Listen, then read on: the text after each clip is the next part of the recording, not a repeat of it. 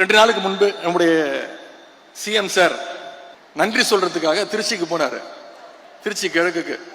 இங்க பெரம்பூர்ல ஜெயிச்சிருக்கிறாரு. இங்க இருக்கக்கூடிய பெரம்பூருக்கு போய் நன்றி சொல்றதுக்கு வக்கு இல்ல. இதுவும் நான் சொல்லிதான் போனாரு. சட்டமன்றத்தில் நான் சொன்னேன், திருச்சிக்கு போய் முதல்ல நன்றி சொல்லுங்க. 20 நாள் முன்னாடி சொன்னேன். போனாரு, நன்றி சொன்னாரா?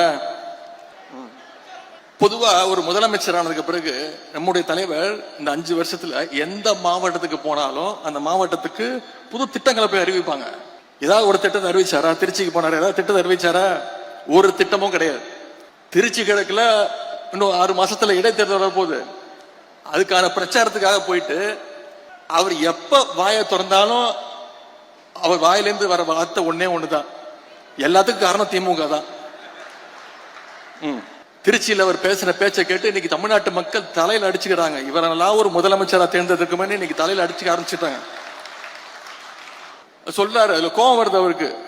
கவர்ச்சியால தான் ஆட்சிக்கு வந்தீங்கன்னு என்ன பார்த்து சொல்றாங்க அப்படின்னு முதலமைச்சருக்கு, சிஎம் சாருக்கு கோபம் வருது.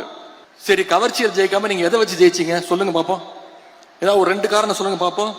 கலைஞர் மாதிரி இந்திய எதிர்ப்பு போராட்டத்துல கைது பண்ணி போராட்டம் பண்ணி ஜெயிலுக்கு போயிட்டு வந்தீங்களா? சரி, எங்க தலைவர் மாதிரி மிசா கொடுமையில 1 வருஷம் உள்ள இருந்து வந்தீங்களா? கட்சி ஆரம்பிச்சே 2 வருஷம் தான் ஆகுது. மாநில உரிமைகளுக்காக என்னைக்காவது குரல் கொடுத்திருக்கீங்களா? ஒன்றிய பாஜக அரசு ஏதாவது குரல் கொடுத்திருக்கீங்களா? பின்ன வேற எதை வச்சு நீங்க ஆட்சிக்கு வந்தீங்க? ஏதாவது ஒரு போராட்டம் பண்ணிருக்கீங்களா?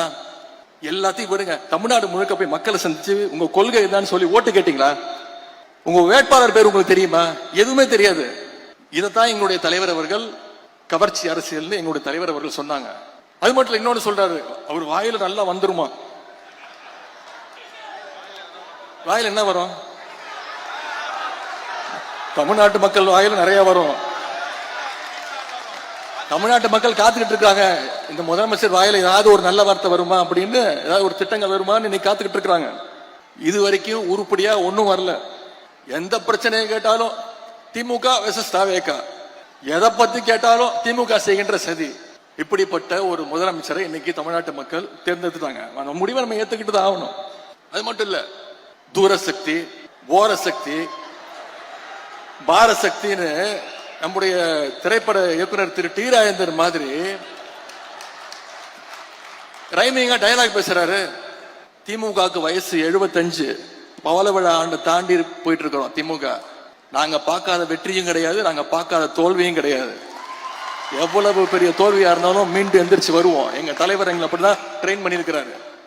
ஆனா எந்த காலத்திலையும் திமுக மக்களை விட்டு தூரமா நின்னதே கிடையாது.